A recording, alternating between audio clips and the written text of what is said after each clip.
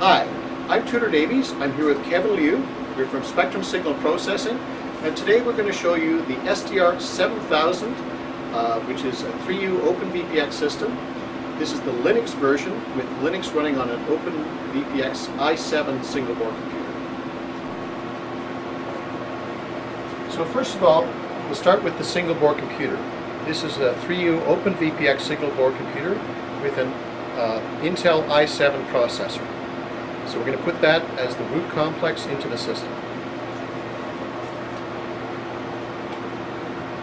The second card, which is the next most important one, oh, by the way, the single board computer interfaces to this solid state drive. You can also use, you can also boot from flash mounted on it, but we're using a solid state drive also mounted on a card in the system. This is the RF7102, which is a 3U OpenVPX RF card. This card has RF inputs. It's a transceiver, so it's got an RF output. It's got a number of other connectors on it, which are used for synchronization between boards, and it's got slow ADCs and DACs, which can be used for audio and controlling external equipment. It's got general purpose I/O on the coax and also on the rear panel through the back plane. So this card is available in both air-cooled and conduction-cooled format. We're showing you the air-cooled format here. It's got the air-cooled cooling fins, and you can see on the back OpenVPX. It's similar in construction to the compact PCI version, which is called a 4902 or 4102. This one has OpenVPX to the backplane, and this one uses PCI Express as its primary transport. So we'll put that in this slot, because this one's going to be at the end of the chain.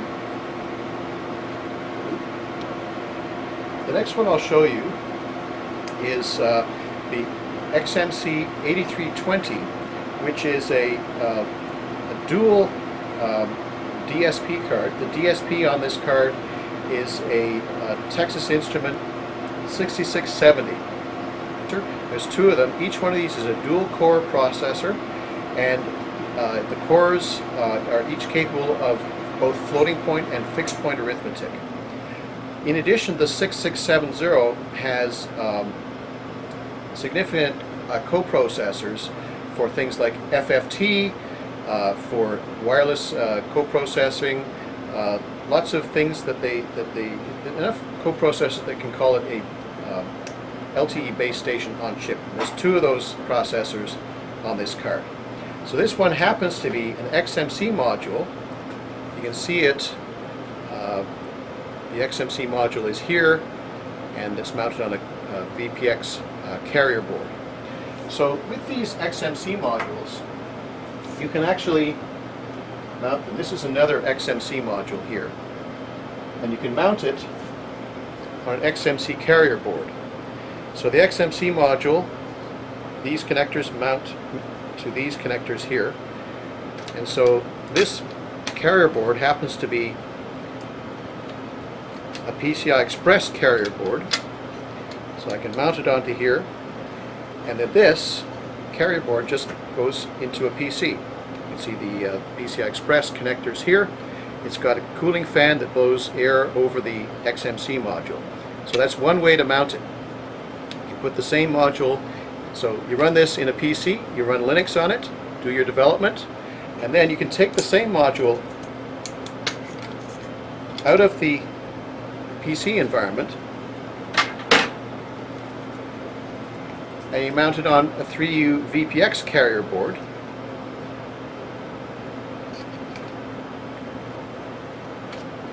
Be careful to mate the connectors correctly. Mount that on here. And now I have the same thing in 3U VPX.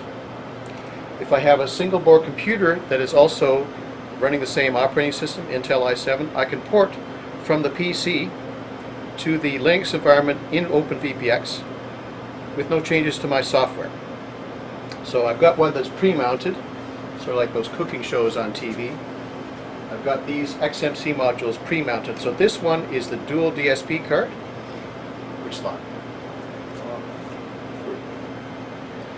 This slot.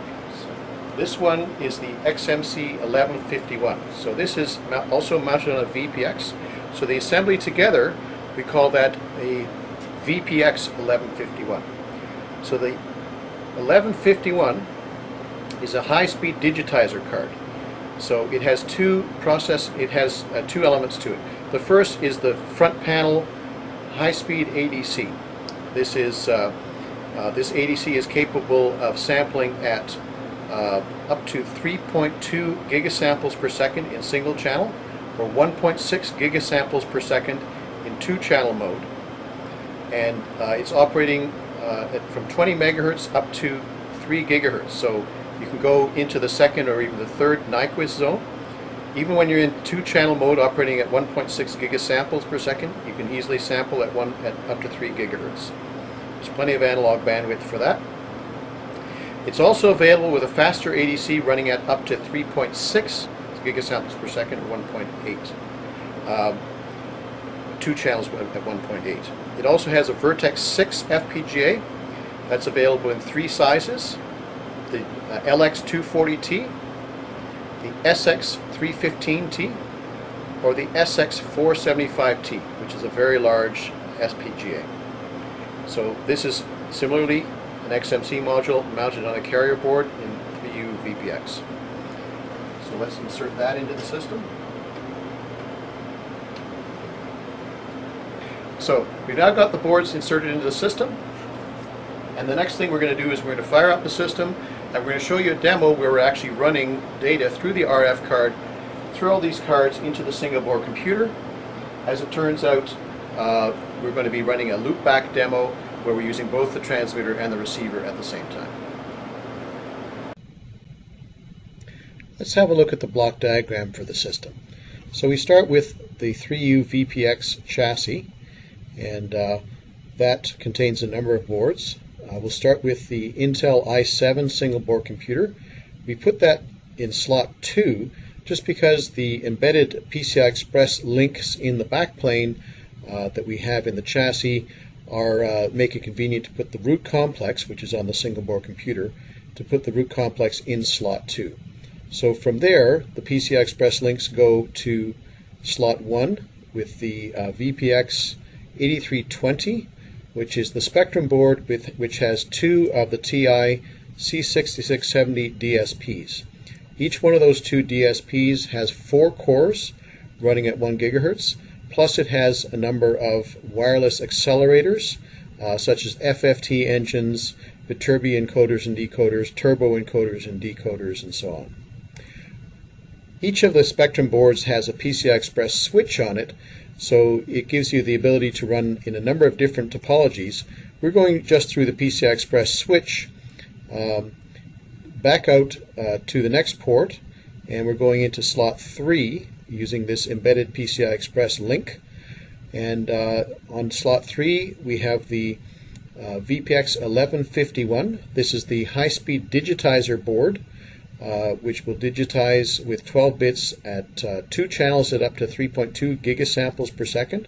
Also available a single channel at 3.2 gigasamples or 2 channels at 1.6 gigasamples per second. It's also available with a faster ADC that goes up to 3.6 gigasamples per second.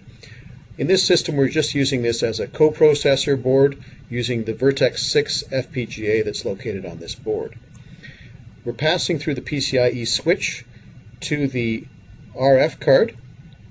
This is when we're going in the transmit direction. The RF card is an RF7102. It's capable of operating between 20 megahertz and 2.7 gigahertz with useful ability to go up to 3 gigahertz. It also has a PCI Express switch, but we're just using this as an endpoint.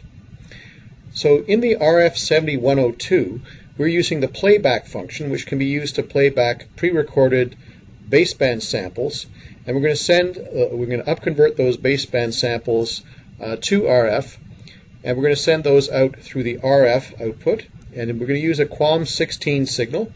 It's just a nice signal that's got a bit of bandwidth to it. That's going to go through a splitter and come back in through an attenuator and come back into the RF7102. We've also got an output from the splitter going to a spectrum analyzer. So we bring the signal back in. We're going to go through an analog down converter to bring it down to an IF of 70 megahertz. We're then going to take it through a digital down converter inside the FPGA, and that digital down converter is going to bring it down to baseband INQ. At baseband INQ, we're going to send the signal out back over PCI Express, and we're going to send it all the way through the PCI Express links and through the single board computer, and we're going to send it to MATLAB GUI that we've got on this Windows PC that's connected over Ethernet. So we're going to do the display and the GUI function on the Windows PC. So on the Windows PC, we're just going to have a spectrum display, and we're going to have also a spectrogram display, which is the waterfall display, and we'll show you that display later. So the single board computer is also connected through its rear transition module to the display with keyboard and mouse. And we're just going to use that in this example. We're just going to use that to control the single board computer and the applications that are running on it. Okay, so we've got the system set up, the SDR 7000, and we've got the RF card connected to some external test equipment. We're going to be operating this in loopback mode. So we've got the transmitter output on the bottom here. It's going to this splitter, and it's going from the splitter. One output is going to the spectrum analyzer, so we can see the signal on the spectrum analyzer screen here. And then the other output is going through this attenuator back to the signal input. So this is to LNA1 input, and then that comes out.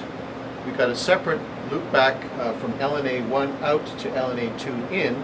So this little loop of wire, you can also put an external filter in that loop between LNA1 and LNA2. So why do we do that with an external loop? It's so that you can have the insertion loss of the external filter after LNA1, so it doesn't impact on the insertion loss doesn't hurt your noise figure. Okay, so that's connected in loopback. We've also got connected here a 10 megahertz reference input. You can run this board on the internal reference. It's got its own very good internal reference, but to have synchronization in frequency with some other devices, we're running it today with an external 10 megahertz reference going to this reference input. Hi, this is Kevin Liu, and today I would like to show you how to run two RF7102 system examples on Linux. The first example is sysopen, and it demonstrates that all the three modules of the RF7102 can be correctly opened and closed by the software. The next example is the loopback, which demonstrates the real-time data exchange between transmitter module and a receiver module of the RF17102. Okay, so we've got the file browser open, and this particular directory is full of system definition files, or SDF files. So it's at home, spectrum, shared, etc. So these files here are all SDF files. They tell the system what slots all the various cards are in. So for this particular example, we're going to pay attention to the RF7902 SDF file. That's the one that defines the one that we're using for this example. So we're going to open that file. We're just going to check. There's a bunch of comments explaining what everything is at the beginning. So the Pro 7100 in this line is shown to be in slot 5. So that's the actual slot that we've got the board in. It's in slot 5, so we know that's okay. Some of the others, we've noted that we're using the external reference in the second line, which is what we've got set up, so we're okay. Next, we're going to run an example called sysopen to check that we've installed everything properly. So we'll open a terminal window, and let's just see what directory we're in. We're at home/spectrum. So we're now going to navigate to the directory that has all the examples in it with the sysopen example. We're just cheating a little bit. We know which directory we're looking for. And so the sysopen example is used to check that all the boards that we've installed in the system are okay. And so we're just navigating there, and we will start the sysopen example.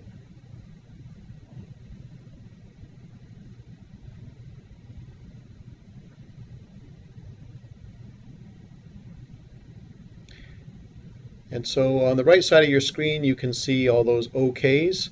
So it's just checking that all the boards are installed properly and healthy.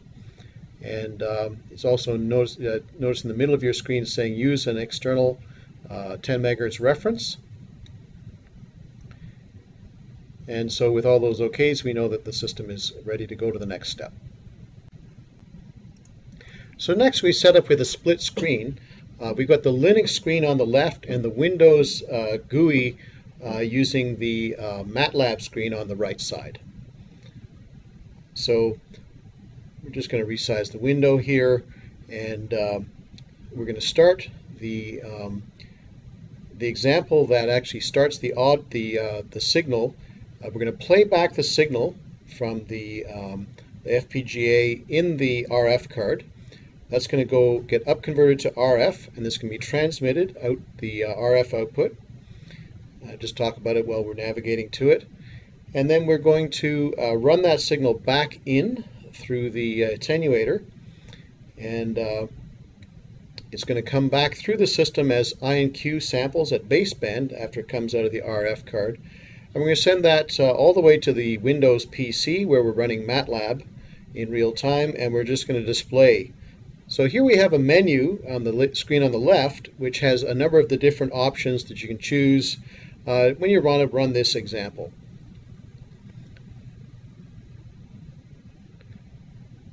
So over here we've got on the right side we've got the Windows display.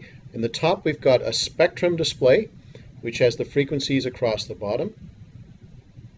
Back over on the Linux screen on your left, and on the right we're going to start the Windows MATLAB GUI. So you can see that we're transmitting on the right side. The signal is at about 15 kilohertz or 0.015 megahertz. That's offset from 0. And on the bottom of your display you can see that you've got a waterfall display that is showing progression in time. Each one of those lines, the horizontal lines, is a spectrum plotted over time.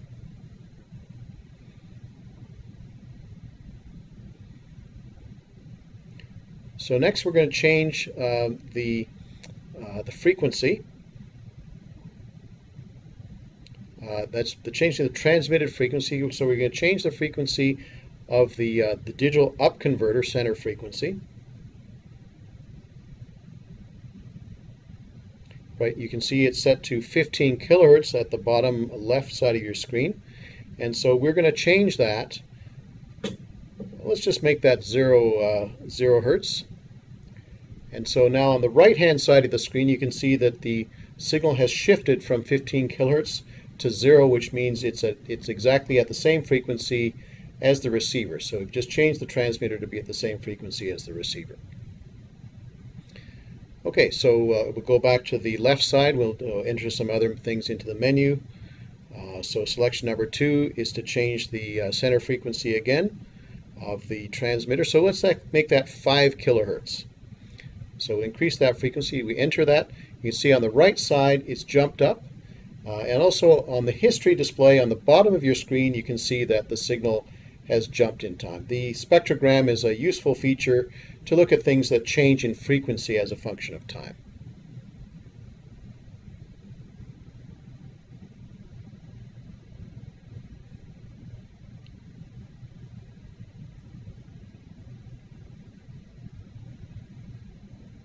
So we're going back to the left side on the Linux screen, and we're going to play with bandwidths now.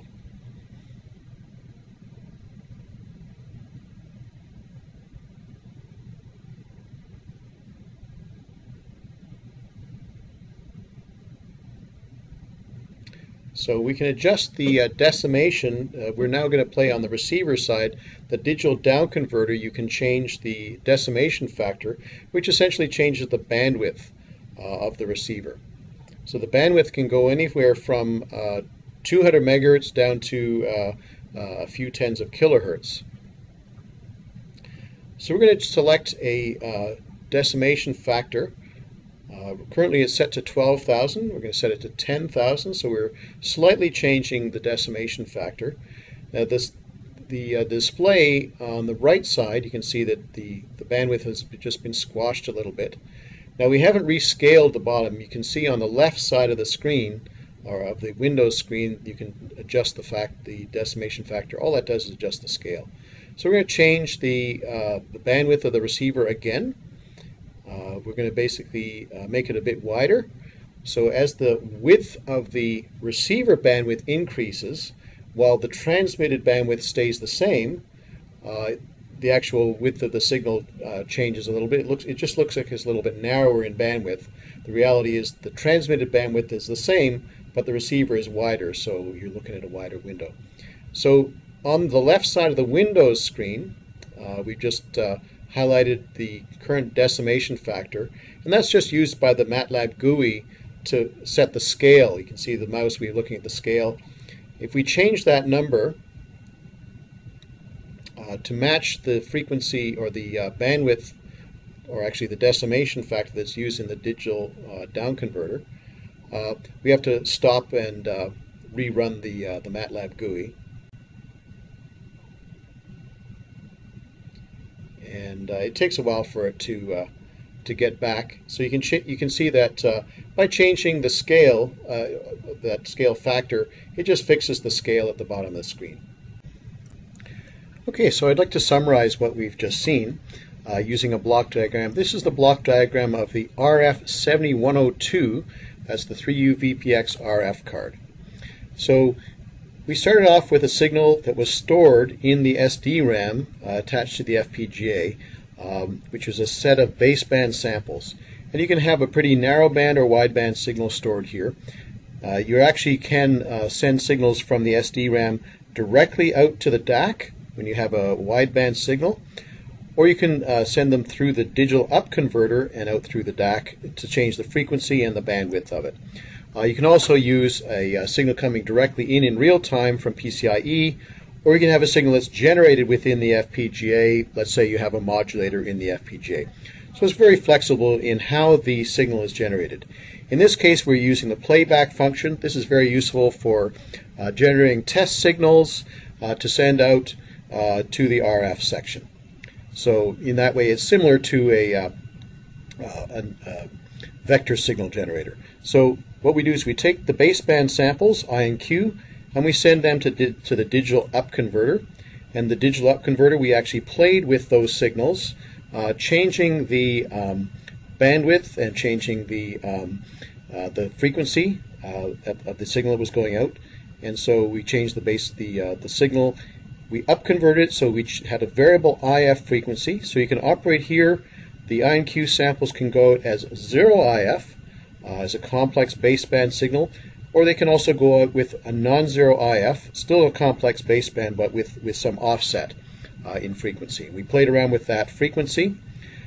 The samples then, they go out to the digital the DAC, the digital to analog converter, and what we were sending the signals here, they go at a sample rate from the FPGA to the DAC at 490 megasamples per second of I and 490 megasamples per second of Q. So with that sample rate, you can simulate signals up to about 400 megahertz of bandwidth. Going out here, we go through the DAC, and the DAC is set with an interpolation factor of 2. So 490 for I and 490 for Q megasamples per second. It goes up to 980 plus 90 megasamples per second for I and Q going out the DAC. We then go out through the RF transmitter, which upconverts it using a quadrature modulator, and it upconverted it to about 1 gigahertz of center frequency going out the RF. And so it came out the RF front panel connector. We went through a splitter, sent one end to the spectrum analyzer. We didn't look at it much on there because we routed the signal back in through the receiver. The receiver down converted it. The receiver is an IF receiver, and in this case we down converted it to an IF of 70 megahertz center frequency and with variable bandwidth. In this particular case, we use 70 megahertz, but you can use any IF frequency between 20 megahertz and 200 megahertz of IF. the actual the bandwidth reduction is actually in the IF filter in the digital stage.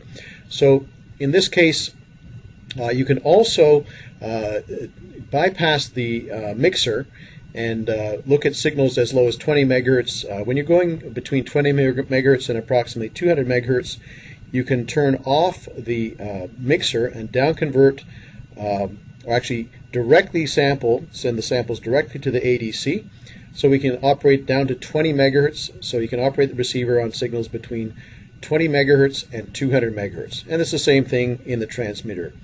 You can use a direct sampling stage to go down to 20 megahertz on the transmitter.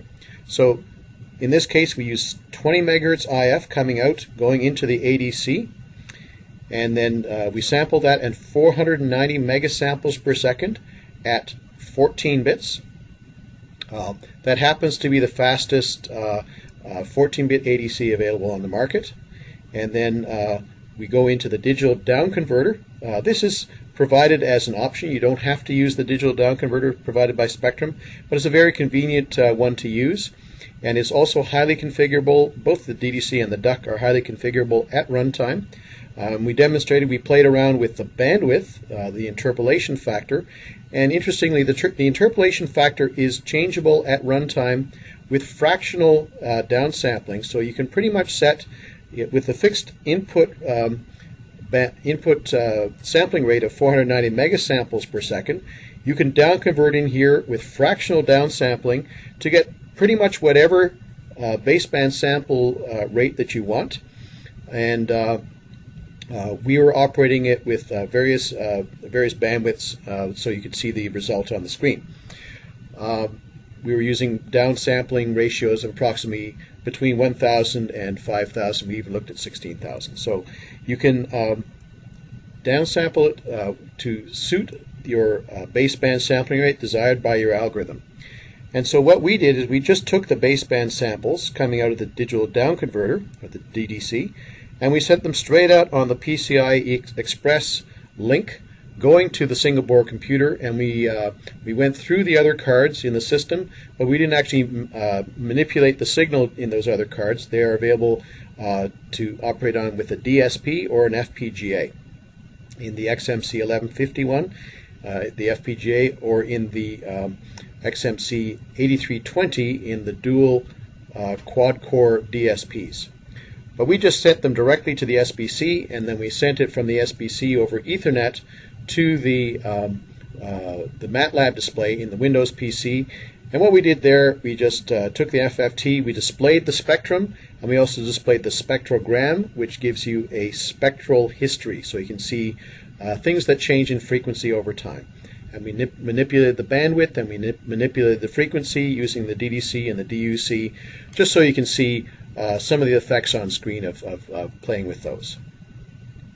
I hope you enjoyed this demo, and if you'd like more information on the SDR 7000 product line, please feel free to contact Spectrum, and we'll give you the web address and an email address to contact. Thank you.